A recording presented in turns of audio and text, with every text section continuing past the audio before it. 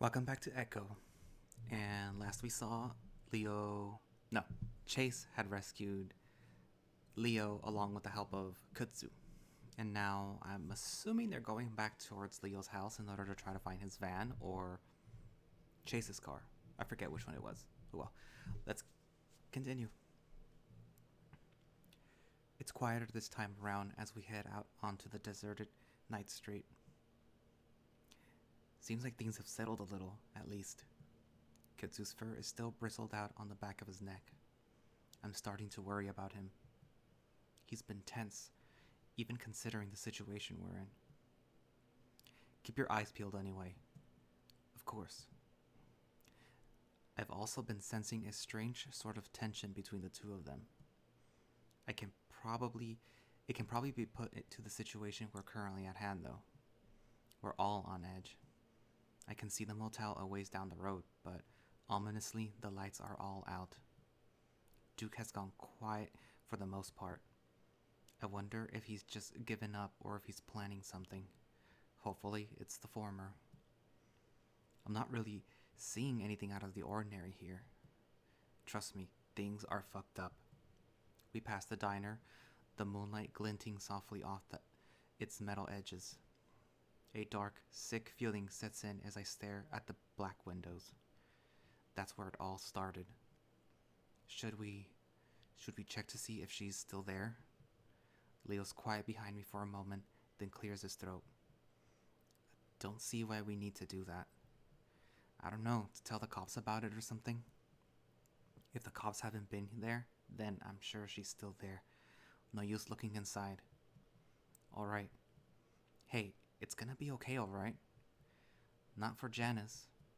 Leo doesn't say anything to that as we continue down the road, finally reaching the motel parking lot. Keep moving. I look behind me and see that Duke stopped, still looking back at the diner. I see something. What? Kudzu stops too and looks back at us. Something. I look at the diner, but I see nothing moving in the window or in front of it. It's way too dark to see anything in there anyway.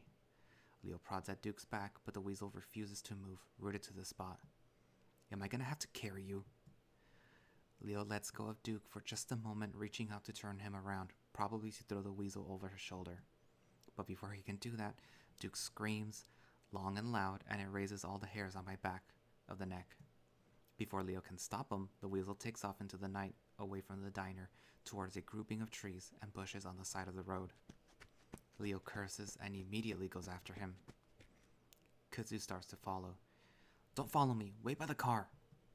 Leo shouts over his shoulder before disappearing into the brush. Then, more faintly, and watch Chase! Kudzu and I stare into the darkness, listening to the two of them crash through the bush before fading out into silence. After a few moments, Kudzu rubs his head and turns to me. Well, guess we should get to the car then? I frown, not really worried that Duke can do much to Leo, but rather that they'll run into someone that could. Shouldn't be that hard to catch him, he's in handcuffs. Duke can be fast when he wants to. Fuck. I feel like we should have gone with him. I keep staring into the darkness of the brush, and Kudzu puts a hand on my shoulder as he passes. Don't worry, Leo can take care of himself, especially when he's up against someone like Duke, and handcuffed Duke. Yeah. Reluctantly, I follow the raccoon. Leo's brief presence had been so strong and reassuring, it's kind of jarring to be without him again. At the same time, though, it's not all that different with Kudzu. Leo's just more overpowering with it, I guess. I fish my keys out of my pocket, then suddenly realize where we're at. Hey, we should check our room. Jenna or TJ might be in there, maybe even some of the others. Kudzu looks over at the dark motel, scanning the rows of doors. Yeah, we should, but I think we should wait for Leo. I don't really trust anyone right now. I realize he's implying that one of my friends could have gone insane too, and I also realize I can't blame him.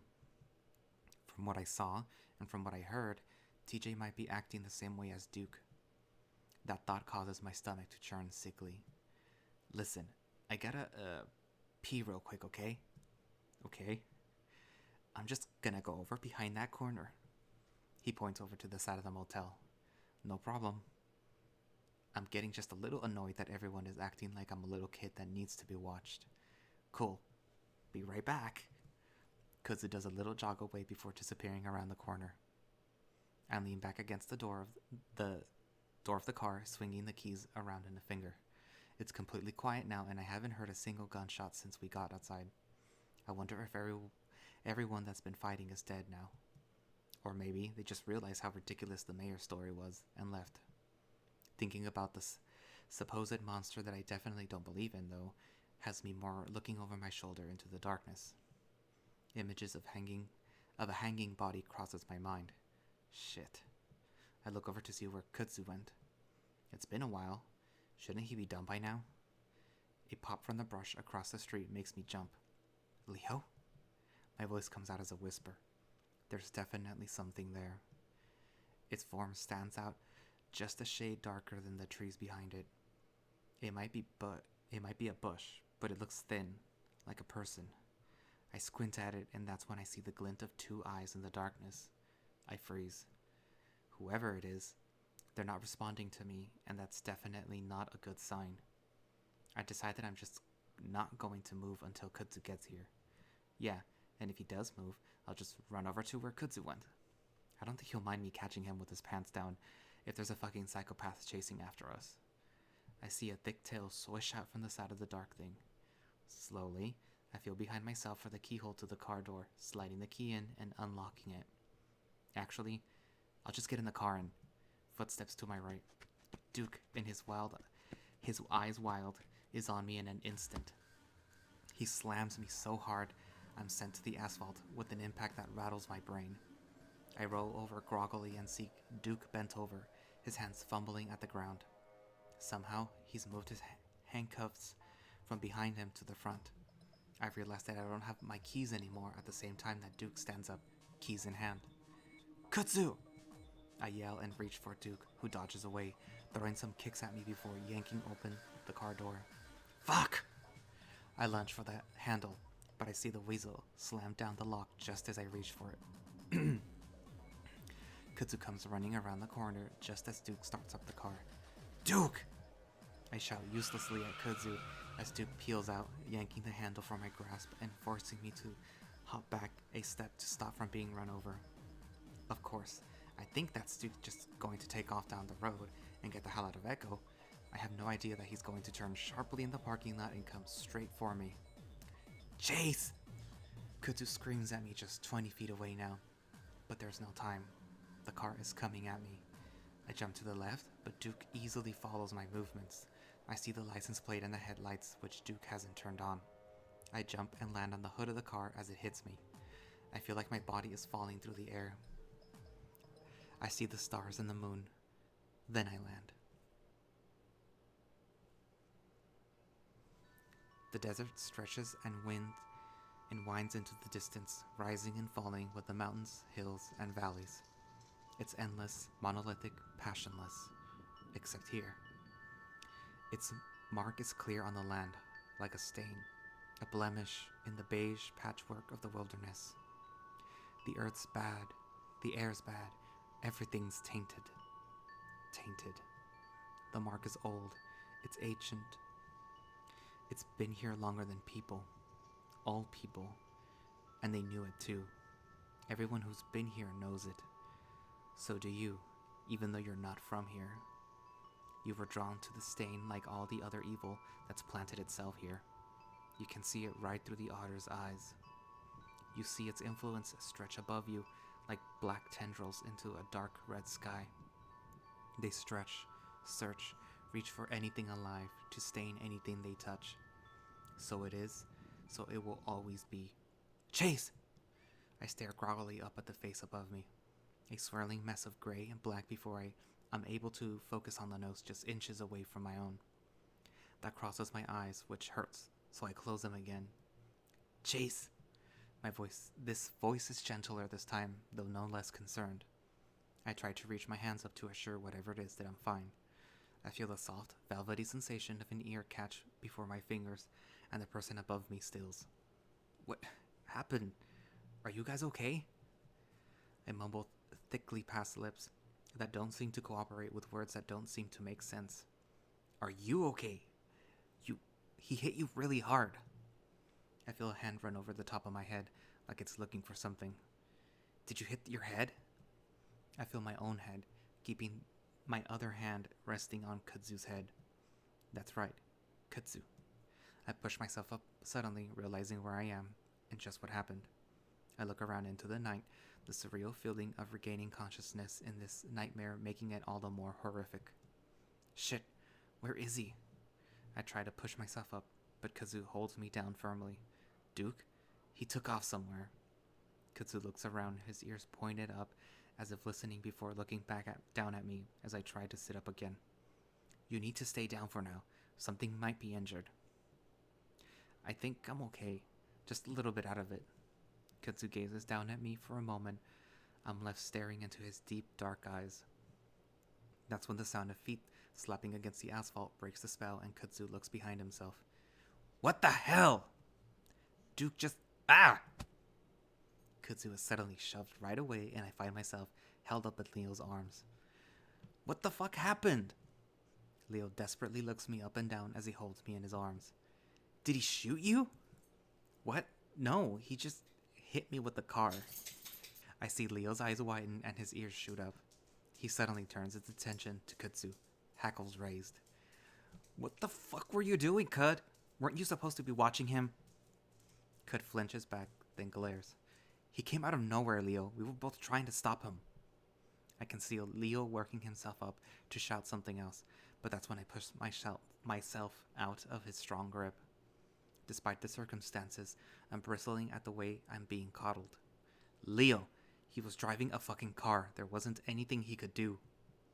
Now standing, I feel an achy sensation in my back and my head spins a little. I brace my hands on my knees and wait for it to subside. I don't think you should be standing up soon. I'm fine. Though now that I'm standing, I'm not completely sure of that. Worrying twinges and creaks pang out throughout my body, but I force myself to straighten up, facing the other two. We need to keep moving, find the others, and get out of here. Leo moves up next to me, a big paw reaching out to wrap around my shoulder. I cringe though, and Leo takes his hand back. You need me to carry you, honey? I grimace and shake my head, mostly because I feel like being slung over his back would be even worse. He settles on rubbing my back gently, eyes still looking me over as if trying to spot some unseen injury. Let's get the hell to Peyton. Kudzu coughs awkwardly. We've lost the car though. Oh yeah. My heart sinks. Even now, in the situation we're in, I'm a little angry that it was my car that was stolen. I worked hard to buy that thing, even if it was a junker. Leo shakes his head like it's a mild annoyance. Then we'll just have to use my van instead. Leo looks up the road in the direction of the diner, where he left it 2 days ago. Wait, let's at least check the motel, if any of the others are in our room. Otter, I'm sure the others have already gotten out by now. I mean, we haven't heard anything from any of them though, and wouldn't they have brought the police or something? Leo looks back at the motel, chewing his lip. Alright, but let's be fucking quick about it. We need to get the hell out of here so we can at least get everyone help. Yeah, real quick. I reach into my back pocket, pulling out the card key as I hobble in the direction of our room on the other side of the building. Kudzu reaches out to me. You need help? Leo shoulders the raccoon aside as he practically jumps to my side, gently pressing a hand into my back again. Stay close, Otter. Not gonna let something like that happen to you again. I try to ignore the tension I feel building between the two. More than anything, I'm annoyed at Leo. Why is he acting like this? Sure, he was always a little jealous, but right now, in the middle of a hellscape of chaos? I shake my head, allowing the wolf to guide me with his hand as we turn the corner to the motel. Kudzu stays close behind us, and then look back at him and give him a small smile to show that I at least appreciate his concern for me. He gives me a short nod, but otherwise doesn't say anything. Like most of the town, the back of the motel is completely deserted as far as I can see. Another pop, that's probably a gunshot, echoes in the distance, but I'm thankful that they aren't happening every minute like earlier. Again, I wonder if it's because everyone's dead. As fucked up as it is, I think that might be a good thing for us, as long as it doesn't involve any of my friends. We reach the door in the motel and my heart sinks again, and I see that there's no light coming from the window. Shakily, I raise the car key to press it against the lock, only to accidentally drop it. I start to bend over to pick it up, but Leo puts a hand on my shoulder, speaking gently in my ear. Don't move, Otter. He sweeps up the card and presses it to the lock. It flashes green, and I hear the electric buzz of the lock coming unlatched before Leo presses down on the door handle, then pauses. His other hand suddenly reaches out behind me towards Kudzu. Kudzu, hand me my gun. I'll give you dukes. Kudzu stares at the hand for a moment, then jumps, as if suddenly realizing what the wolf is talking about. Oh, right. Kudzu lifts his hand, fumbling with the waistband before pulling out the gun. He hands it to Leo, who in turn hands him Duke's gun. He checks the safety on his own before pointing it towards the door. Leo pauses again, then glances at me. Otter, behind me. Leo nods back at the wall next to the door. I only feel a little twinge of resentment at being treated like a child again, but I'm too eager to check the room to say anything. Finally, Leo gives the door a gentle shove, allowing it to swing open on its own. I can't see anything from behind Leo, but judging by the look on Kudzu's face next to me, they don't see anything. I realize why as Leo slowly reaches inside and flips the light switch on. I can't resist and peek around Leo's bulk into the motel room. I don't know what I was expecting. Maybe a blood-splattered room with all my friends' bodies piled in the middle or something. Instead, though, it's basically how I remember it. I even see my pajamas crumpled up on the side of the bed where I left them. Leo's holding steady for a moment, keeping the gun pointed at the ceiling of the room. Finally, he leans in, whispering loudly. Hello? There's no response. Leo waits just a while longer before finally moving forward slowly. I don't wait for Leo's approval to follow and move closely behind him, Kudzu just behind me. There isn't much to search in the motel room, having just the room and the bathroom to check. Once Leo's sure it's clear, I shut the door and lock it before turning to the others. Just so we know that we're safe, for now, at least. Leo shakes his head. We're gonna keep moving, Chase. We should head to my place now. I open Jenna's laptop on the table, pushing the power button. Come on, what are you doing? Leo shifts his weight from one foot to the other. Kudzu moves to stand next to me. Checking the internet? I was hoping to... I sigh as I stare at a password screen. Well, let me check with my phone. Leo sighs again. That's not gonna help us. I have Wi-Fi calling. I don't know why this is so funny to me. Leo sighs again and sits heavily on the bed, bending it like a bow. He sets his gun on the bedside table before rubbing his face vigorously with both hands. I guess it's funny because I picture how they're interacting right now, and he's like, well, I have Wi-Fi calling. And I could use the internet to make a call, you dumbass. You okay? Saying that, Leo's been on the edge is an understatement. And sure, we're all fucked up right now, but the way the wolf's been acting, it's like he's a different person. Leo lets his hand slide down his face so he can peer at me over his fingertips. He examines me for a while, then finally reaches out with both hands. Come on, Chula. No, come here, Chula. I almost hesitate, and I'm not sure why.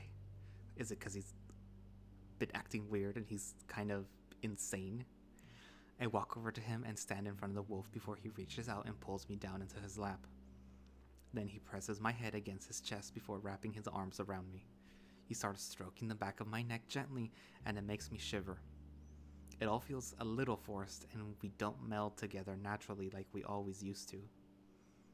I'm sorry about letting all this happen. I should have told the police when Duke started threatening earlier. Do you know what's happening?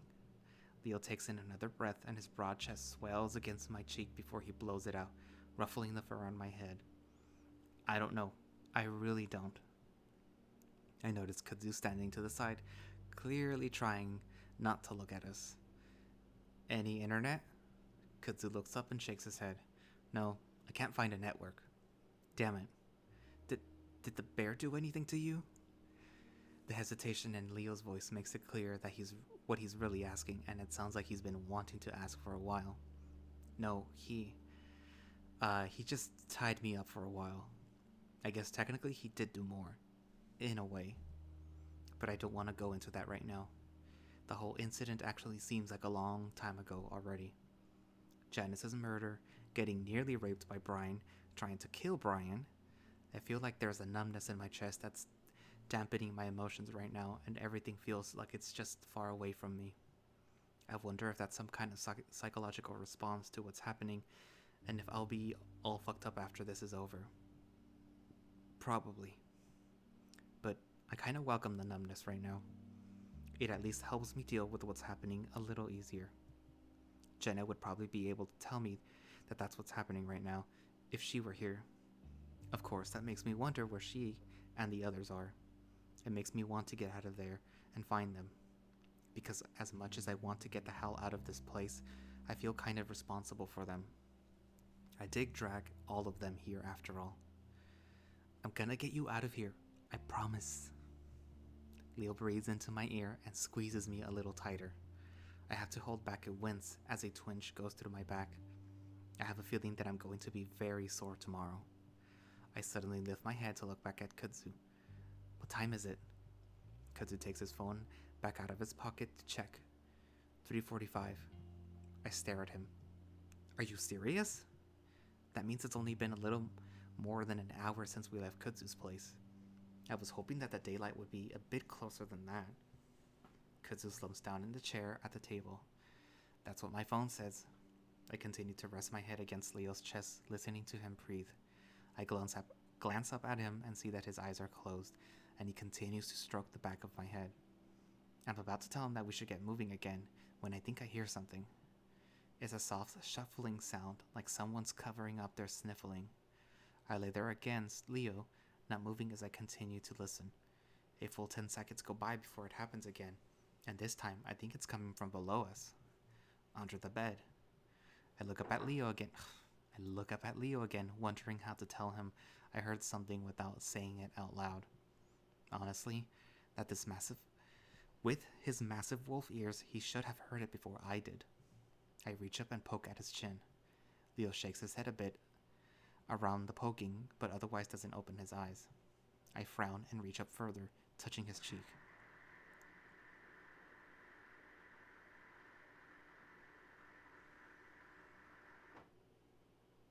He leans into it.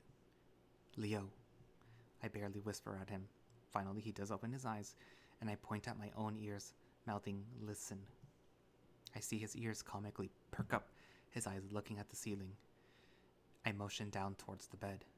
I can see Kudzu to the side from my chair, eyeing us curiously, but not saying anything otherwise, thankfully. This time, the snuffling sound is quite a bit louder, and I feel Leo's fur rise up on his arms. That was definitely a person, or something living and breathing at least, and it definitely came from under the bed. Leo slowly and gently pushes me off his lap, motioning me away. Slowly, he leans over and grabs up the gun. Then he stands, backing away from the bed, then crouching slowly with the gun pointed as he looks under the bed. I see Leo pause, staring, then he reaches out and grabs whatever it is and yanks hard. Ah! The scream is loud and piercing. Whatever it is sounds like a terrified child. It thrashes and kicks at Leo, and it's when it's clawing frantically at the carpet to get back under the bed that I realize who it is. TJ? I shout his name, confused and terrified myself. What the hell? Calm down! Leo's got both of his hands on TJ's ankles, trying to keep him still, while at the same time not getting gouged by the toe claws. I move closer though, not close enough to get clawed by the things, and I try to crouch in his line of sight. TJ, it's us. You're okay. The look in his eyes is wild and desperate and feral. I reach out for his wrists, and he immediately slashes at me with his other hand. Chase, stay back! I fall back on my butt and scoot away a little, wide-eyed. I've never seen TJ like this. Of course I haven't. I can't imagine what could have made him like this. I scramble up and stand next to Kudzu, who's just as wide-eyed as me. Despite that, he sidesteps a little in front of me as if to shield me from the insane TJ. Leo finally drops the cat's legs before TJ can scramble back under the bed. Leo jumps on his back.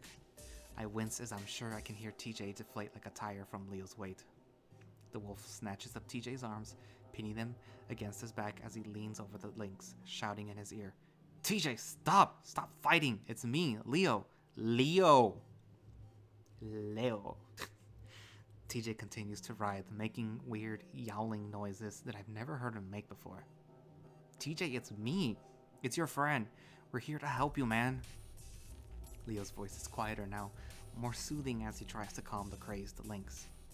It seems to be working so far, as TJ's violent thrashing lessens, his yowling fading out to more feeble whining sounds. See? I'm here now. You're gonna be fine. Finally, TJ's head falls to the carpet, everything going limp. TJ sits on the bed, cross-legged as he rests his back against the headboard. I gave him a blanket when I saw him shivering, and he's got that draped over his shoulders, holding it tightly around himself. He hasn't stopped shivering, though. I seem to be the only one he doesn't flinch at when we get close, so I sit next to him on the bed. Awkwardly, I put my arm around him, but he seems to take comfort in that and leans against me. The smell of sweat and piss is strong, but I don't say anything. Leo, meanwhile, sits at the end of the other bed, gently trying to get TJ to tell us what the hell happened. Was someone chasing you? Is someone here? TJ shivers against me, and I pat his shoulder. He looks at me then, and I see his fur is completely matted to his face, like he's been crying nonstop. I notice bits of dead leaves on his head too, along with some dirt. What the hell had he been doing? Leo continues to prod gently at the lynx with his questions. If you can tell us, then maybe we'll be able to stop it, or at least watch out for it before we leave. TJ looks at Leo, then opens his mouth, making a squeaking noise. He swallows loudly, then tries again. Do we have any water? It sounds like he has an extremely sore throat. I look over to the sink, but Kudzu jumps off his chair, he's sitting on and makes his way to it. He grabs up one of the small plastic cups before running the faucet. TJ watches him until the raccoon brings the cup back. TJ drops a blanket around his shoulders and reaches out eagerly for the cup. We all watch intently as he loudly swallows giant gulps of water before lowering it from his lips and gasping for air. Leo smiles encouragingly. Careful, don't drown yourself. TJ stares, then shivers again, much more violently. I grip him more tightly. Are you cold? I grab out the blanket and try to tuck it in around his shoulders better. Kind of, not really. I feel cold, but... TJ rubs at his chest. He's still trembling, and I realize he might be in shock. I don't know what to do for that. In every TV show that I've seen in person, I've seen the person is just given a shiny blanket while they sit on the side of the road. So I just continue to rub his shoulders in a circular motion, trying to be soothing. I wish Jenna were here. She'd know what to do. He leans against me again, though, so I feel like I'm doing the right thing. He holds out the cup to Kudzu again. Could I get more, please? I'm a big baby. Sure. Kudzu takes the cup delicately from TJ like the lynx might break.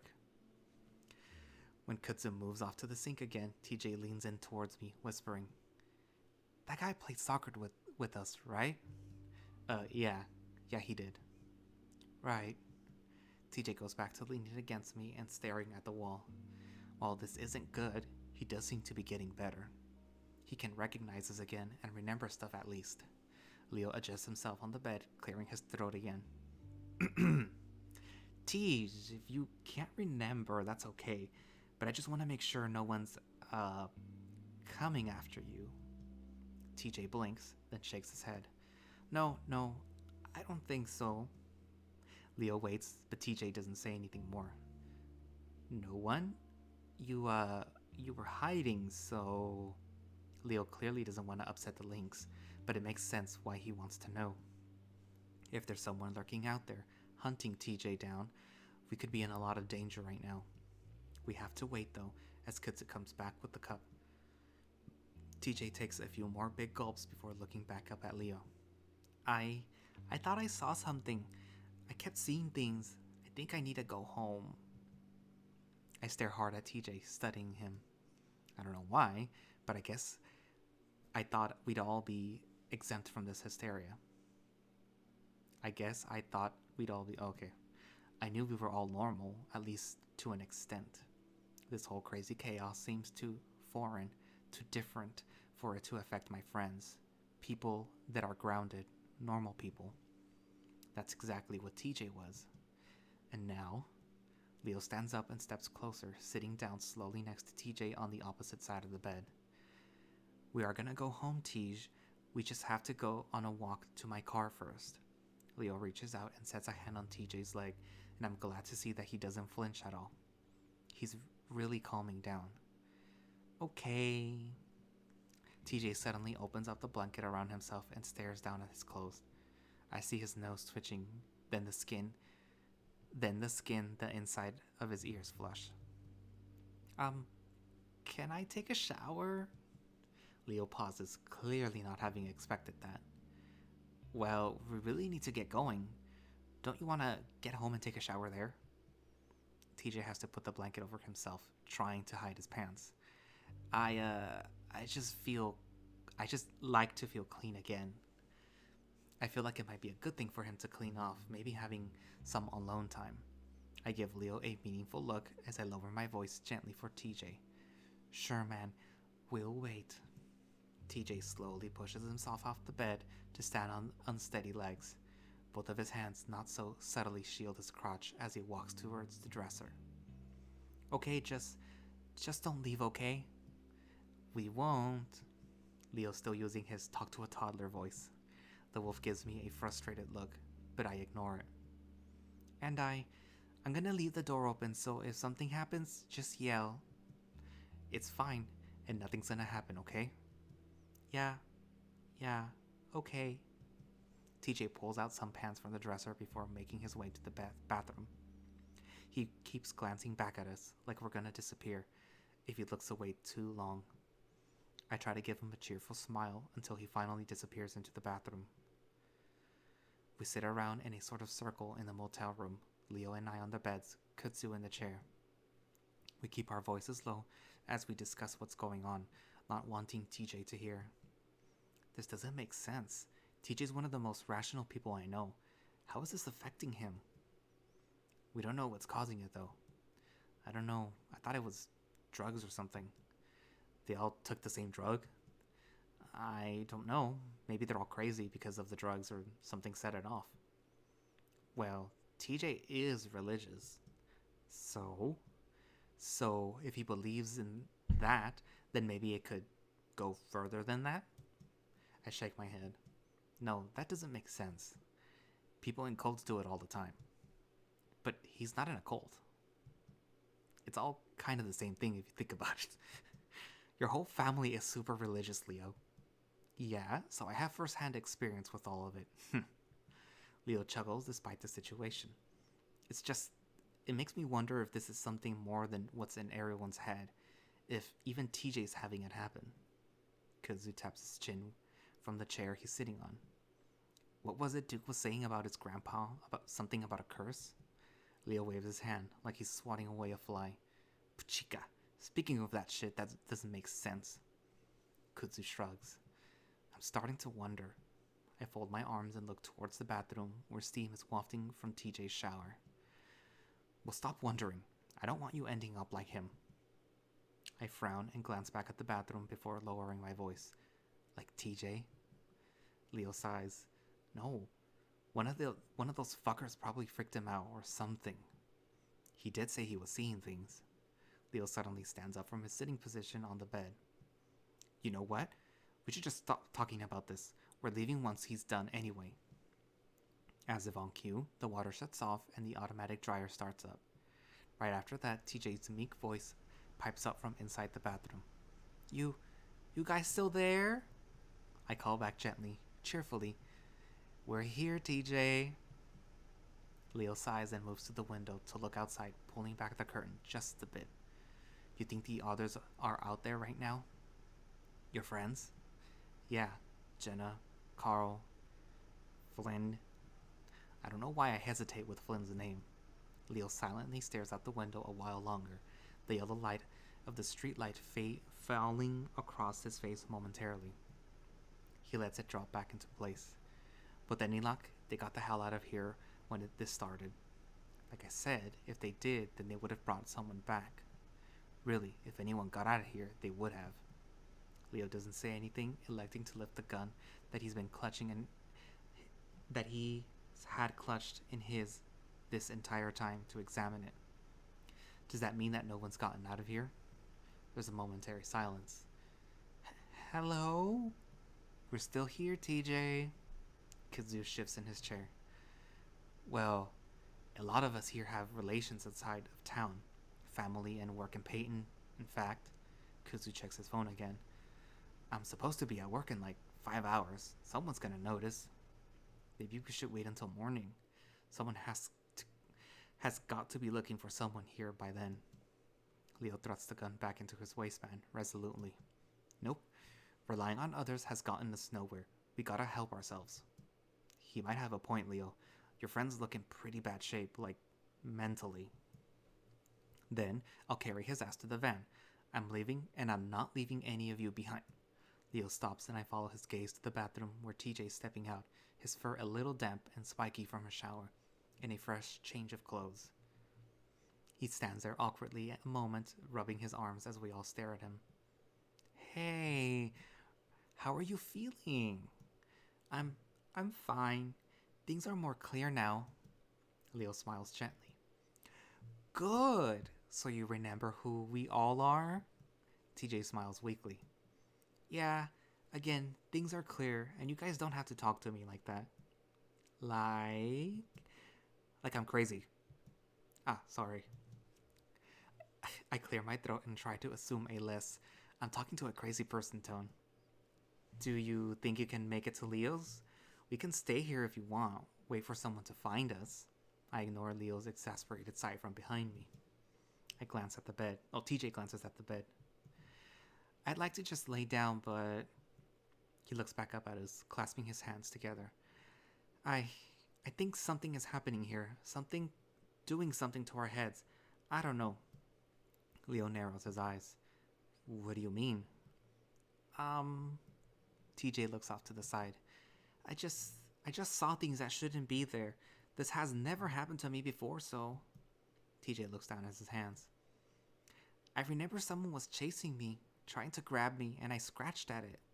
TJ looks back at us. And it was Jenna. But I was too scared. I didn't know if it was really her or not, so I ran, and she didn't follow me. TJ's starting to shiver again. What does she look like that you didn't know it was exactly her? TJ frowns, opening his mouth to say something, then closes it again. Finally, he looks at Leo, apparently deciding to ignore the question. Can we find her? I can't stop thinking about it, and I want to make sure she's okay. His voice gets a little broken, but he manages to control his tears this time. Leo grimaces. We really need to go, TJ. The faster we get help, the faster we can help everyone here, including Jenna. The corners of TJ's mouth tug down in a frown, but he doesn't say anything. But if we see her on the way, of course we'll bring her with us, okay? TJ's still looking like he's trying not to cry, but nods quickly. Leo rolls his shoulders, keeping the gun pointed at the ground as he moves towards the door. Now, everyone stay close to me. Chase, keep with TJ. Kudzu, can you bring up the rear? Got it? All right. We're just gonna head up the street to the diner. Not far at all. I look up at TJ, trying to give him a reassuring smile. He's still looking at his hands though, so I move over to him, putting an arm around his shoulder, gently guiding him to the door. The trek to the diner practically silent compared to just a few hours ago. Aside from the nightlife, there's no screaming or shooting. The way there is fairly straightforward, straight down Main Street. However, we decide to cut through the backyards instead of using the road. Leo tells us it's the best way not to be seen if there are people around. TJ keeps close to me, wanting me to keep an arm around his shoulder as we move, his eyes either squeezed shut or staring straight ahead. It's like we're moving through a haunted house and he's too terrified to look in either direction. It does get too difficult to keep him that close though, especially as we start to have to move through bushes and hop fences. I opt to hold his hand instead. In any other situation, I'm sure TJ would have been running for the hills in embarrassment, but he clings to me like he's never gonna let go. We all move in silence through the brush. The quiet is actually almost as unnerving as the shouts and gunshots were. As we move under a few stray trees, I try to keep the memory of seeing the corpses strung up out of my head. There's no way a demon, or whatever they said it was, did that. It was one of the town crazies killed and then mutilated that person that convinced us of their delusions. There's 4 of us now and 2 of us have guns. We're gonna be fine. We get to after only about 5 minutes, though most of it is spent floundering through the brush and old broken fences. Because of the meandering, we actually miss it and have to backtrack. Cautiously, we make our way around the diner to the parking lot and immediately spot the lone van. When we finally do, Leo jogs up to his van and shoves a hand in his pocket. But then he freezes and stares down. Fuck. Me and TJ arrive next to Leo, and TJ finally lets go of my hand. What is it? I ask, but I see the problem at the same time that I do. The 2 tires that I can see are brutally slashed and completely flat. I bet that the other 2 are the same way. Leo puts his hands on his face, rubbing his eyes vigorously with his palms. What? Who did that? TJ reaches out and grasps my hand again. Kudzu moves over to the other side of the van to inspect it. Brian. Leo growls out his name. How do you know? Leo doesn't say anything, sitting down on his haunches as he stares at a completely destroyed wheel. Who's that? TJ asks quietly from beside me, studying my expression. I wonder if I should tell him. Probably not. Him scared of seeing things is bad enough. We don't need TJ to be worried about an actual person who's out to kill us. I'd actually completely forgotten about the bear up to this point. If it truly was him, then we're in even more danger than I thought. It's just another person that we saw, acting weird. It's alright. TJ doesn't seem to take much comfort in that, staring at the tires. Whether or not it was Brian, whoever it had done a number on the tires, completely tearing the rear tire to shreds. Kudzu comes from around the side of the van, shaking his head. Other 2 are the same. How far do you think we can get on flats? Leo lets out a ragged growl, standing back up. Not far enough. We'd probably get to the lake, but before the goddamn wheels fall off. Leo stands there thinking. Should we just go up back to the motel? Leo shakes his head. No, I'm not staying here another minute. I'd rather start walking, actually. To the highway? That'll take half the day. Well, we'll at least be getting somewhere instead of sitting here. I look down Main Street towards the darkness of the lake and the desert. The ominous feeling I get is overwhelming. Like I have no doubt that if we set out into the desert, we wouldn't last long at all. I don't know why. I shudder violently and TJ glances at me. He squeezes my hand and I find it funny how quickly the role of one doing the reassuring has flipped. I think we should go back to the motel. Leo finally looks back at me and I see his expression soften. Hey Otter, it's gonna be fine. I'm gonna get us out of here, okay? I notice the same tone he'd used with TJ earlier. He sets his hand on my shoulder, but I honestly don't feel very reassured. TJ pipes up from next to me. Carl? Carl's house has some cars. Maybe he's there. We could leave with him and the car. Leo looks out towards the mountain range at Carl's house. We can't see it since all the lights are apparently off. Maybe.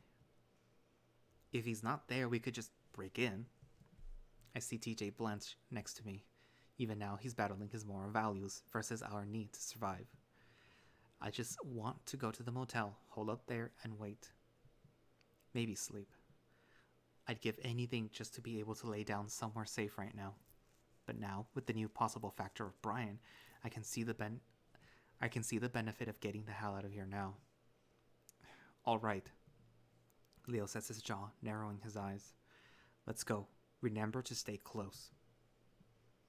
We don't bother going off-road on the way to Carl's house, mainly because we just don't want to be trudging through sagebrush full of ticks at that point. Leo figures that since Carl's house is the only thing up the road, aside from through the canyon to nowhere, no one would be driving there anyway. It takes us about 20 minutes to get there, walking in silence up the cracked road. The only sounds are panting. I'm the loudest, considering my short legs and also that I'm probably the most out of shape compared to the others. When we're close to the mansion, I look back down towards Echo. Only a few of the street lights dot the small town. I don't see anyone on the roads near them. I see a window or two here and there with their lights on, but no movement from within. I only hear two sounds on our trek. One is a blood-curdling scream coming from the town behind us. A woman.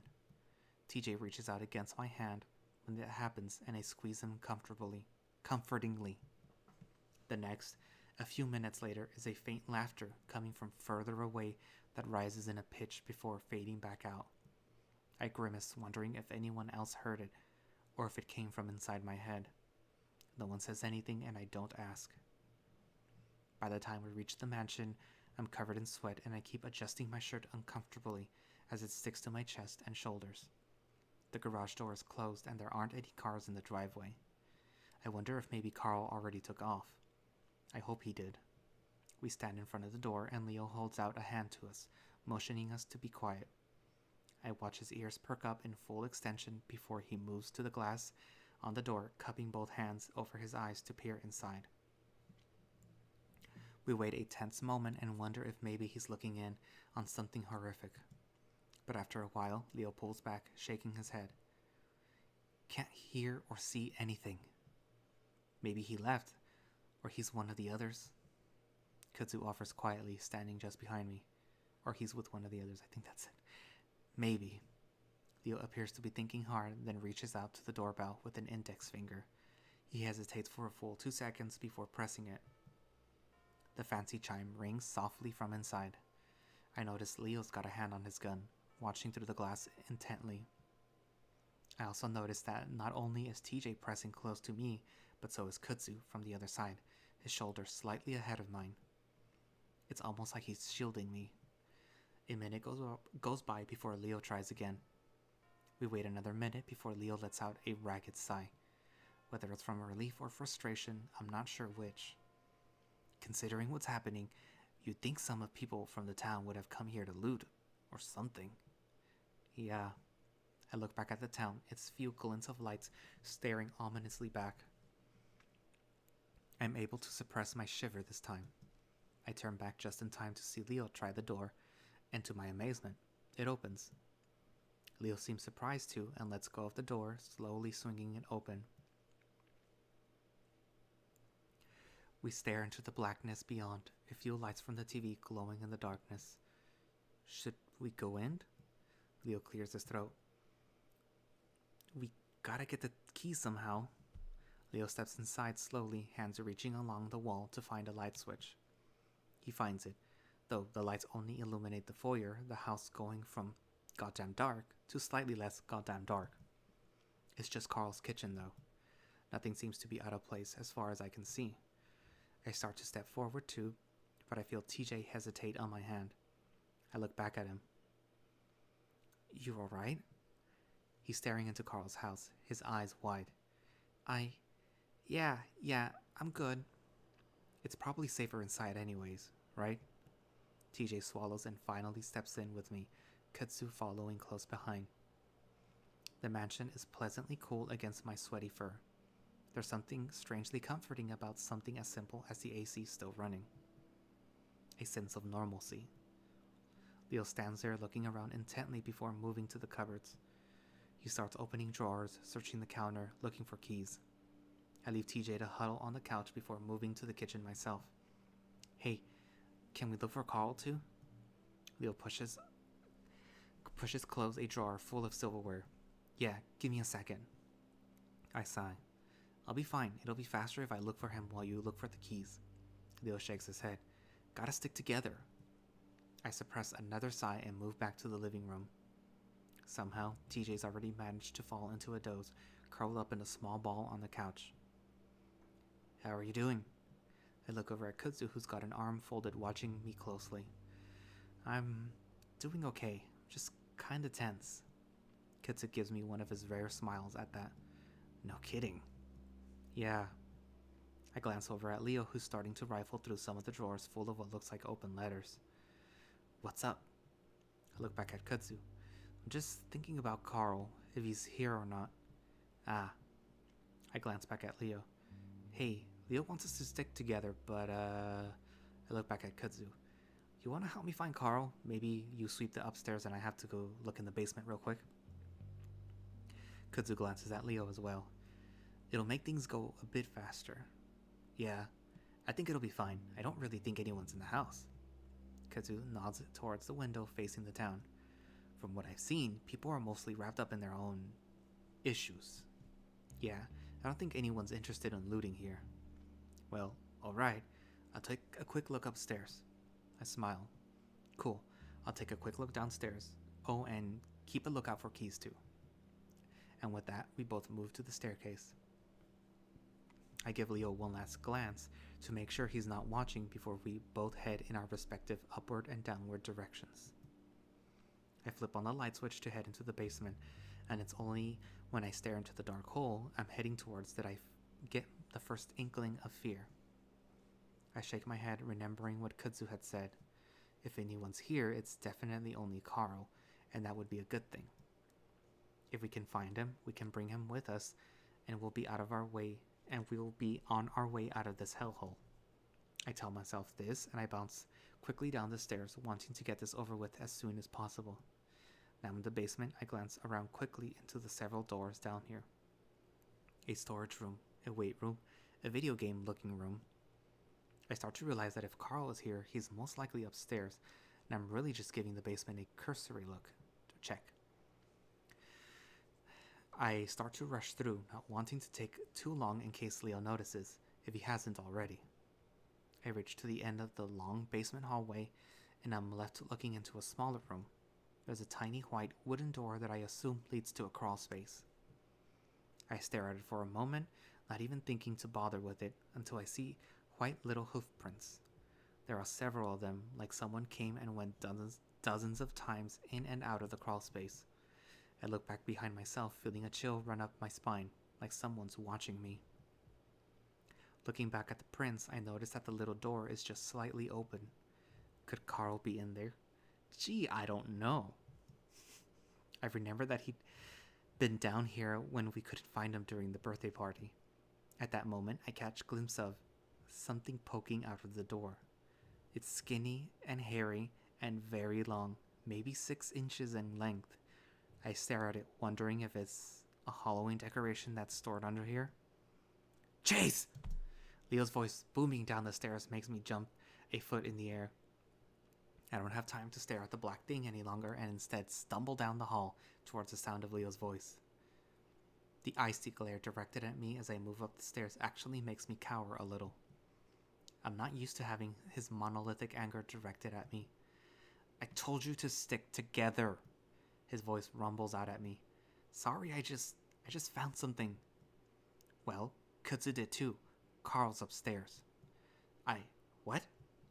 The thought of the hoof prints disappear from my mind immediately. He told me you were down here. Come on. More gently now, he grasps my hand, pulls me up the rest of the way upstairs. I'm expecting us to turn into Carl's room, but instead, we go further towards the end of the hall. I think this is where Carl's parents' bedroom is.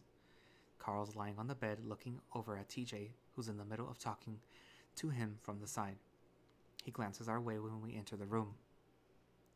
Leo? Chase? He squints at us like he's having trouble focusing. I smile and sigh with relief. Carl. I move to the side of the bed next to TJ, and that's when I see that the ram is covered in white-looking chalk substance. It reminds me of the prints downstairs. It's all over his horns, and a bit of what looks like drywall is covering the pillow around his head. What happened? Are you okay? Were you just taking a nap? Easy, Leo says to me, so I shut my mouth. TJ reaches out and grabs up one of Carl's big hands. The ram just stares at the ceiling now, looking just as confused as we are. I look over at Kudzu, who's standing a little off to the side, like he did when we were trying to talk to TJ. What happened? I mumble at the raccoon, and Kudzu moves in a little closer. I don't know. I just came in and thought he was taking a nap or something. I glance back at Carl, watching as TJ starts to gently pet his forehead. But he wasn't? Kudzu shrugs. He was sort of. I don't know. He was sweating and mumbling. I kept calling his name, like really loudly, to the point that Leo came up. Carl starts to breathe heavily and he covers his face. I think he's crying, so I step back a bit with Kudzu, not wanting to crowd him, as TJ leans over and hugs him. It wasn't until Leo touched him that he woke up, like really suddenly. Huh. No, I'm fine. Carl lets out a weak, shaky laugh as he sits up, wiping his eyes. I was just having a really fucked up dream. Like, I was in it for hours, man. Carl leans back on his hands, staring at the ceiling again. I had a dream that the town went all fucking insane, and then I ran back here, and it just sort of went downstairs, and I was gone. Gone? Where? Carl shakes his head. I don't know, a hotel or something. A few hallways that went in circles, and I couldn't get out or wake up. Carl looks back at us. Even now, I don't know if I'm dreaming. At least there's people around. Carl shakes his head, a cloud of dust coming up from his fur. What are you guys doing here anyway? Actually, the town did go a bit strange. What? Really? Leo seems to hesitate, clearly not wanting to rile up Carl more than he already is. Yeah, but we're trying to leave. Actually, that's why we're here. We need a car. So, what I saw in the town, however long ago that was, it really happened? Maybe. Like, people were running around, shooting and stuff. Leo doesn't say anything to that. Why do you need my car? What about your van? It broke down. Carl narrows his eyes. How? Listen, we'll tell you everything on the way. We just need to get out of here now. TJ picks up some of the bits of white chalk from Carl's head fur. What's all over you? Carl runs a hand over his head, bringing it away to find it covered in white dust. Ran into the walls. Oh. Carl suddenly points at my arm. Dude, what happened? Oh. I lift up my arm and remember the cut that I got from the broken window. The fur is heavily matted down with blood, and the jagged cut is still oozing a little bit. Long story. We'll explain like Leo said. The ram stares at the cut, so I lower my arm. It seems to be finally setting in for Carl that things are not right. I've also realized that none of us are immune to the new hysteria setting into the town.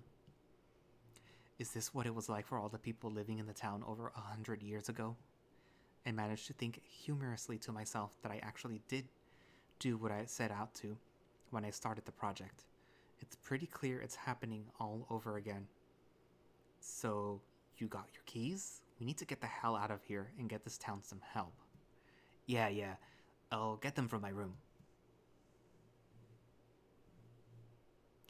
We pull quietly out of the driveway in Carl's car, which makes almost no sound since it's a hybrid. Is he driving a Prius? Leo's driving, of course. Carl's still woozy, and Leo actually had to help him walk around to find his keys. I sit in the back between Carl and TJ while Kudzu sits in the passenger seat next to Leo.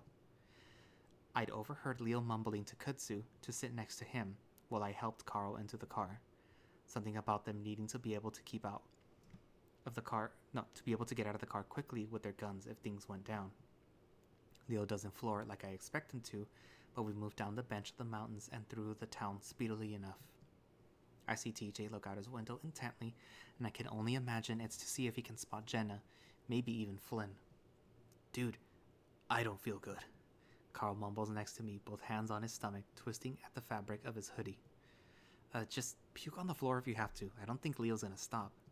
Carl leans over and pushes his head between his knees, groaning, "The poor guy." That gets TJ's attention and he starts rubbing the ram's back slowly. "Good thing it feels like there's nothing in me. So what the hell's going on? Where's Jenna?" TJ frowns. "We don't know." "What happened then?" I take a deep breath, trying to figure out how to explain. "Well, we're not sure what's going on everywhere, but on Saturday, while I was at the diner with Leo," I go through my story as quickly as I can, explaining to Carl what's been going on. The rest of the car is quiet, so I get a bit anxious when I get to the part about Brian and skip over it as much as I can. I only mentioned that he held me there for a day. By the time I finish, we're already passing the lake. "Huh, so is it Sunday already? Sunday morning?" "Yeah, I guess so." "So I was out the whole fucking day?" I don't say anything in response. "What happened to you, Tej? Are you okay?" Carl turns his gaze to TJ, who just nods. "Yeah, I was seeing things too, people chasing me. I'm okay now, though." TJ actually does seem pretty stable now after everything that's happened. Maybe taking care of Carl is taking his mind off whatever happened to him. Either way, he doesn't expand on what he saw. Carl shivers and puts his head back down while TJ continues to rub his back. A few minutes of silence go by before Carl speaks up again. "That feels kinda nice. Reminds me of my mom." "Yeah, actually, my mom did it too, though it thought it might help." "Hey, I love you, just so you know. All you guys, I'm glad I'm not in this place anymore. In that place anymore. I love you too, Carl, and everyone else." "You too, Raccoon Man." Thanks. Yeah." I affirm my own love for everyone. Kudzu glances back at us before turning his attention out his own window. Leo doesn't say anything from the front, his focus solely on the road ahead of us. I watch the desert whip by, for the first time feeling somewhat safe as the town disappears behind us. But of course, it doesn't last. "What's that on the side of the road there?" Leo turns his head in the direction that Kudzu points. We all do. What we see changes everything for me from that point on. Sure, things were crazy and I had a hard time believing anything was happening, but it was explainable. People like Duke, Brian, TJ, even Carl were all seeing things. But it was kind of a distant thing in a way. Something everyone else was experiencing. Something I was exempt from. But now, there it is, something I can't explain right in front of me. What is that? Oh my gosh! TJ covers his mouth. Carl sits straight up, trying to see. Leo slows down as we pass. There's my car, all the windows shattered. And there's Duke, lying a dozen feet away from the open door of the driver's side. And there, crouched over him, is something I can't explain. Hairless, body and limbs gone. Way too long. Wait, does that say gone or long? Body and limbs long. Way too long. The head comes up and all I see are 3 holes and blood. TJ screams next to me and Leo shouts something before stepping on the gas, slamming me back into my seat. I try to look back, but whatever it is gone. At least, it's gone from where it was, because I see something move next to my window and turn to face it. It stares back at me, but only for a moment. That thing, whatever it is, disappears almost the instant I register that it's there. I'm only staring out into the blackness of the desert. Still, 3 holes, eyes, and a mouth blink back at me in a sort of after-image before they too vanish. What was that? What was that? TJ's grabbing my arm, claws digging painfully into my skin. I'm too shocked to even pull away as TJ leans forward next to me, staring out my window. At least, I know I'm not the only one that saw it. TJ squeaks again when no one answers him. What is it? I don't know, some kind of animal maybe? I've never seen anything like that before. Could have had a disease, lost all its fur or something. Maybe Duke hit it. But he was walking! TJ's arm is looped around mine and I can feel his body shaking. I look over my shoulder through the back window. At this point, my car is a good distance away, only visible because the headlights are on, a streak of light fading out across the desert. Duke, is he... Blech. Some dry retching noises followed by heavy splattering sounds cut me off. Carl is hunched over in the seat, head between his legs. It isn't hard to figure out what just happened, especially when the smell hits me. Oh my gosh, Carl! TJ looks torn between blanching away and comforting the ram. Carl comes back up looking like he's about to say something before diving forward again. A much louder retch followed by a much quieter popping sound follows. I grimace, feeling my own stomach roil. God. Kudzu's looking back at us, a paw up to his nose. You okay? Carl keeps his head down a while longer, his fingers twisting into the fabric of his shorts. TJ tentatively rubs his back. I would have done it out the window. I don't want to open any of the windows right now, though. It's okay. Leo, are there any napkins up there? Leo looks, who's been silent up until now, remains silent. He's staring at the windshield, hard paws on the wheel, and death grip. After a moment of silence, Kudzu checks the cup holders, then drops open the glove compartment. After rummaging around for a while, he pulls out a stack of fast food style napkins. He hands them back to Carl, who starts mopping up whatever mess he made on himself. During all this, I'm still glancing out the windows. Not head on though, because I'm terrified I'm going to look straight into those eyes again. We drive in silence for the next 5 minutes with no creature in sight, thankfully. But I don't know what to think right now. There's no way what I saw was some animal, like Kudzu implied. The way it moved, the way it was crouched, and most of all, its face. I've never seen anything like it, at least anything that's not a Halloween costume. Maybe one of the locals dressed up in a costume or something? But then how the fuck did it keep up with the car? Were we going that fast? Leo did slow down a little. I keep these thoughts to myself. Everyone looks freaked out enough without any more speculation. So instead, I lean back in my seat, deciding to just close my eyes. We're on our way out soon, and I'll be safe in a police station, or hospital, or something. It'll be explained when the cops get here.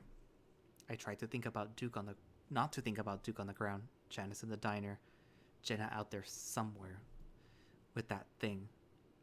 I shake my head, eyes still closed. Are you okay, Chase? TJ's arms is still around mine, the place where our fur is pressed together, getting hot and sweaty. I don't mind though, as long as it brings some comfort. Yeah, I'm just tired. Actually, now that I mention it, I am pretty tired. I didn't exactly get much sleep in Kudzu's trailer, or Brian's. I start to drift off as my head bumps gently against the headrest, the soft whirl of the AC on my forehead. What the fuck? The car lurches as Leo slows down again. Reluctantly, I open my eyes, half expecting to see some other kind of nightmarish ghoul out the window. But I don't see anything, just the road stretching out ahead of us. What's wrong? Leo's quiet for a moment. I can't see his face since I'm right behind him, but I can see the outline of his twitching ears. I don't. Leo turns in his seat, looking out the passenger window, then his own. I'm heading the right way, right? I look out the window as well, not seeing anything except sagebrush and cacti. But then I notice something. The mountains, which had been on the right, are now on the left, rising up ominously in the distance. Had we turned around somehow? Unless we're on the highway, which we definitely aren't. This road merges right onto the highway. There's no way we could have missed it. I hear TJ gasp softly next to me. I look over at him, but he's looking straight ahead, out the windshield. I do the same, and in the distance I can see headlights off the side of the road. No way. What is it? Leo brings the car to a hard stop, throwing me forward into my seatbelt. Then he does a quick 3-point turn, shoving right, then left, before I'm smacked back into my seat as Leo accelerates again. Whoa, careful! My parents will kill me if you fuck up their ride. Carl laughs nervously, but no one pays attention to him. There's no fucking way. I was going straight. There's that side road that takes you to some of the trails. Maybe we sort of went off on? Leo snaps at the link suddenly. There's no way, Tej. That road is fucking gravel. I would have noticed. Leo is hunched in his seat like an angry dad, staring out the windshield, his ears practically dancing on his head. I can feel TJ trembling, so I lean into him a bit, letting him know that I'm here. It's clear that Leo doesn't want any talking, so we're all quiet. This time, I keep my eyes open, staring out the window in case Leo did get sidetracked somehow. I focus on the mountains, making sure that they don't disappear. They slope up and down gently under the moonlight, speckled with dark spots of rock and vegetation. Vaguely, I remember back when I was obsessed with skateboarding and how I had always imagined myself skating those slopes on the car rides or car trips to Peyton. Up and down, if only Echo had anything like that. The only slope we had was the one down from Carl's mansion, and it was way too big. I tried to skateboard it down once, but that had ended in disaster when I blink, staring at the window as the mountains just disappear, slope down into nothing. I squint, then I look out Carl's windows. Sure enough, mountains. Leo, I know! Leo speeds up again instead of turning around though. This is fucking possible. What are you doing? TJ's claws come out against my skin again as he gets that scared cat look in his eyes. Leo mumbles mostly to himself. There's no way we're going back to Echo. Leo, slow down a little. Leo lets out a small growl, but relents, and TJ's grip on my arm loosens some. I'm gonna keep going until I see that car because I'm sure as hell didn't turn around that time. I sure as hell didn't turn. The tone in Leo's voice keeps any of us from arguing. Though I hate to admit it, something about his demeanor has me just as scared of him as I am of whatever it is out there. Another minute of driving, more awkward silence. Then, Leo hisses through his teeth. Straight ahead of us, the headlights appear. What? I must be dreaming. It's like we're stuck in some kind of loop. Leo slows down more and more until we come up to a gentle stop. We sit there in silence, staring at my car about 100 yards in front of us.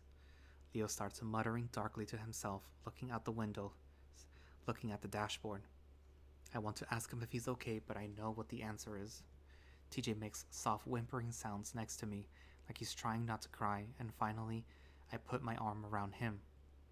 It's okay, it's just dark and we're off the road somehow. I whisper whatever comes to my mind to explain what the fuck is happening. Carl has his head down in his paws, completely quiet. He could be asleep for all I know. I think about suggesting that maybe we should just wait it out until morning in the car. But as I open my mouth, I hear a scratching noise towards the back of the car. TJ's ears perk up, which lets me know that I'm not the only one. Instinctively, I turn around in my seat. Bits of glass fly in my face, and the next thing I know, I'm cowering in the car and my seat, head down as far as I can push it. Carl, very much awake now, screams at Leo, "Go, go, go!" Leo's already on it, and I feel the car jolt forward.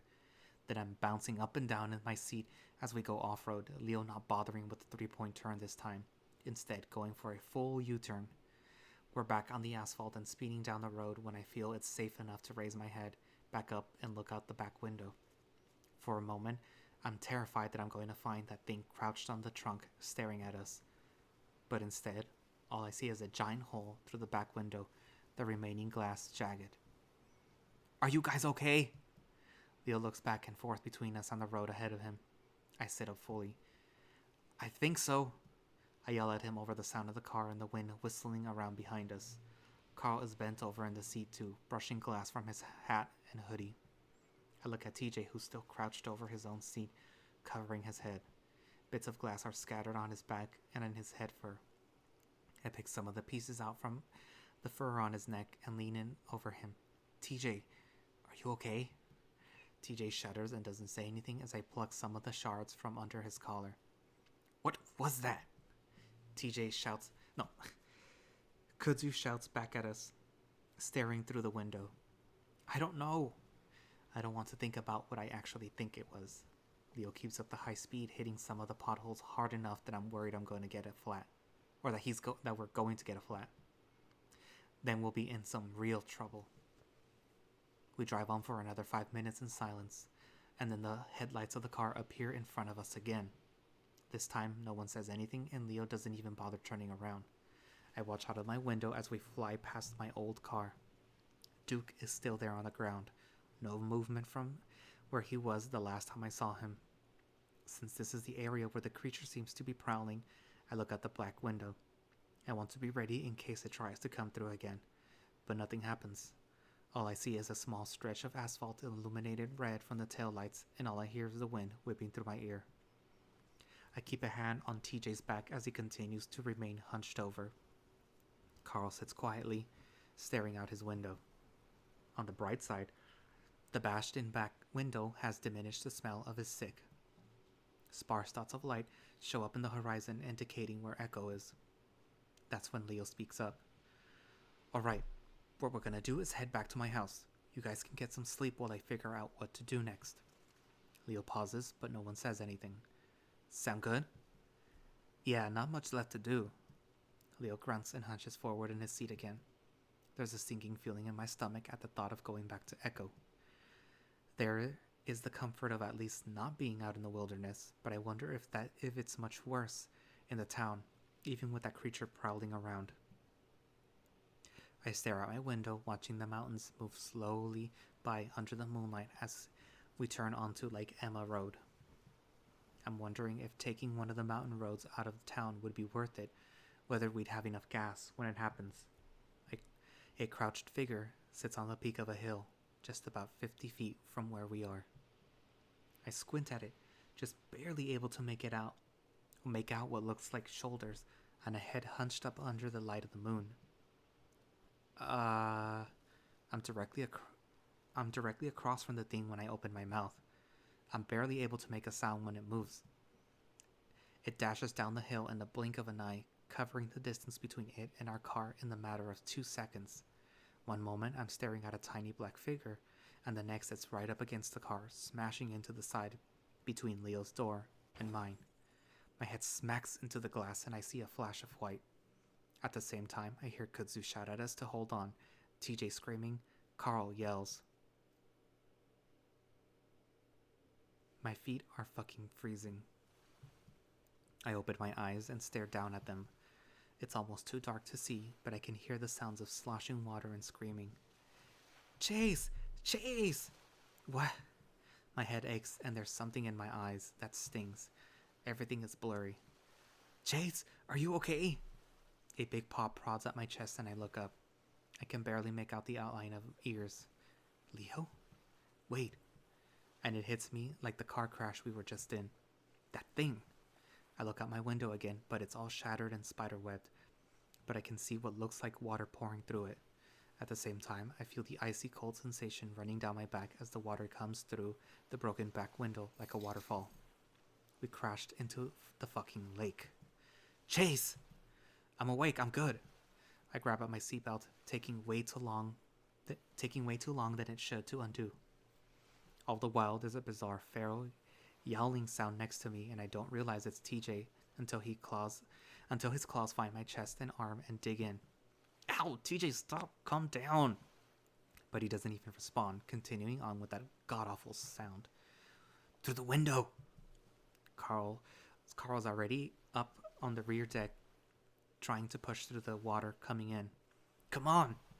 Carl's screaming, panicked voice disappears suddenly, and I can only hope that it's because he got out. Chase, come on, we need to get you out.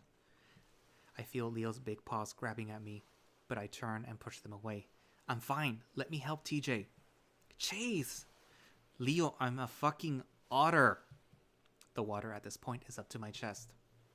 The car's front end is tipped down in the water, and with the sparse moonlight coming in through the back, I can see it's up to Leo's neck. Kudzu is somehow in the back with me and TJ, where Carl was. He's staring at me, eyes wide, looking torn between escaping and helping me. Go, Kudzu, through the window. Leo, get out through your door. Chase! Go! I scream at basically everyone, and I can only hope that they do as I say as I duck down and the water goes over my head. The quiet peace of underwater is a sharp contrast to the fucking chaos my brain is in. Somehow in the wreck, the back seat crunched forward and TJ's seatbelt buckle button is lost somewhere in the crease. I grit my teeth. I hold my breath until almost 10 minutes, but I know for the most other species it's less than. No, I can hold my breath. Okay, let's do that again. I hold my breath almost 10 minutes, but I know for most other species it's less than 2. Far less if you're panicked out of your mind, like TJ is. I grit my teeth as I calmly try to reach between the fold between the seat and the back despite the desperate clawing the lynx is giving me. Again, though, it's far too wedged in to get a hold on. So, my calm demeanor melts away as I fumble uselessly with the seatbelt, and time stubbornly marches on. I feel myself start to panic as I just grab TJ around the body and yank as hard as I can. But it's no use at all, and when I pull on the chest strap, it's jammed and I can't get any slack. TJ's grasping and claws start to become weaker. I try to think of something to use to cut the strap, but there's nothing. Maybe a shard of glass? I move up and away from TJ towards the back window, trying to ignore how he weakly tries to clutch to me. As I reach up to the seat, though, my hand slips between the headrest and the rear deck. I reach in further and realize it's the trunk of the car. With a lunge, I reach down and feel along the bottom of the seat. My paw runs up against something hard and metal, and I know I found what I'm looking for. I grab up the buckle and unlatch it. Swimming around as quickly as I can, I grab the strap across TJ's chest and set my feet against the seat. I pull back as hard as I can, and just like that, it comes undone. I scoop up TJ, his limp body giving me an extra burst of adrenaline as I set my feet against the back of the driver's seat and push out. My aim is a little off, as my head hits the ceiling instead, but I'm able to find the hole pretty quickly and kick through it. It's a little awkward to undulate my body into a nice clean swim with TJ's weight, but I manage it well enough, and within seconds we break the surface. I breathe out into the air while TJ coughs and sputters. His arms wrap around my neck tightly, and I have to put a paw under his arms to keep him from strangling me. TJ, we're good. We're good. Calm down. I look around and I'm amazed to see how far we are from the shore. It's a good 100 yards away. I can already see Kudzu standing there and Leo's in the shallows, shouting to Carl, who's a few feet further in, splashing around. I kick off in the direction as TJ continues to hyperventilate in my ear. TJ, it's okay. Remember when you used to ride on my back in the lake? It's like that. It's like old times. I tried to adopt a soothing tone between my ragged gasps for air. TJ just finally settled on my back, though his arms are still around my neck. Still a lot better than him dragging me down with him. His gasps calm down as we get closer to the shore, tapering off into a weird sort of mumbling sound. I can make out a few words, though, and one of them is the name. Sydney. I frown and swim a bit faster, wanting to get him to the dry land so that he can get his wits back together. Meanwhile, Carl finally grabs onto Leo's outstretched paw and the wolf pulls him back towards the shore. All the while, he stares at me and TJ intently. He didn't deserve. Shh, shut your fucking mouth. I shush him gently as I finally feel my toes find the sandy bottom of the lake. Snitches get stitches. I gently pull the lynx back with me to the narrow strip of sand between the lake and the incline that slopes up the road. Carl's already there, flat on his back, spread eagle, so I do the same with TJ, laying him down right next to the ram. He's still trying to talk, though. Chase, did Sydney... How long did he... Gently, I put a paw over the lynx's muzzle. It's all right, man. Try to relax. Breathe. Kudzu stands next to me and starts to reach out to touch my shoulder. You okay? And then a much bigger paw comes out from behind me, pushing Kudzu's arm aside as I'm pulled back into a tight hug. Leo huffs in my ear. Thank God. You were under for so long. I'm okay.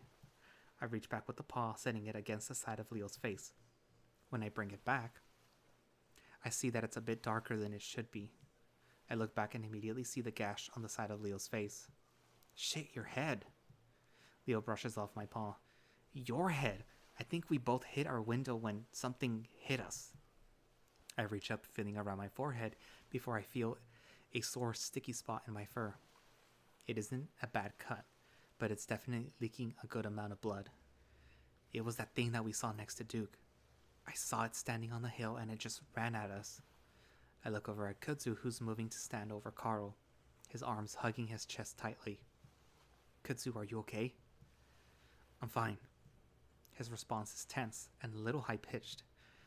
I don't know about Carl, though. He had a little trouble swimming back. Carl lets out a choked cough in response. I gently pull away from Leo and kneel down next to the ram between him and TJ. He's conscious, luckily, though his panting is a bit shallow. I set a paw gently on his head. Are you okay? Yeah. He says it like he's asking a question. You sure? I mean, yeah, I'm breathing. I didn't mean to leave you guys, but it's fine. Staying with us would have made things way worse. It's strange to me how collected I am right now. I guess it's that same numbing feeling that I felt since escaping Brian's trailer. Just take that fucked up stuff in and roll with it. I'm not bad at swimming, but it was just so fucking cold and my clothes felt like 1,000,000 pounds. Looking at his thick sweater, it isn't a surprise at all. TJ's quieted down next to me. His eyes are open, staring up at the sky as he shuffles quietly. They're so wide and glassy I can see the reflection of the stars twinkling in them. I tentatively reach out and rest upon his head, like I did with Carl. TJ barely reacts, continuing to stare up at the sky. Tej? I feel Leo's huge presence crouch down next to me as he gets closer and whispers in my ear. Listen, we should get going to my house. I don't like being out here, especially if that thing really did do it. But TJ, I don't know if he's able. I'll carry him. And he does, scooping the lynx right up in his arms like he's a baby. All right, come on. We can rest at my house. Let's just get the fuck out of here. Leo starts trekking up the rocky slope. Kudzu and I wait for Carl, who lays on the ground a moment longer before finally rolling over and getting laboriously to his feet. I hold one hand and Kudzu holds the other, and together we make our way onto the road and back into Echo. And that's where we're going to leave it for today. We're actually very close to the end. Well, the end of Carl's route, obviously. No, not Carl's route, Leo's route. I prefer Carl over Leo, obviously. Anyways, but yeah. We finally encountered the monster that's, I guess, hunting outside of Echo and keeping people from leaving, along with whatever force is in Echo that's doing the whole little loop thing. But this seems a little different compared to Carl's route, in which everybody was just hallucinating, supposedly, because people, while they are hallucinating something, are also being attacked by a very real force, which is this monster. And whether or not it is the one that's controlling what's happening, or if something else is working, is unknown at this point in the story. Well, anyways, thank you all for listening, and hopefully we will have another episode out tomorrow. But yes. But yeah. If you guys like what you hear, by all means leave a comment.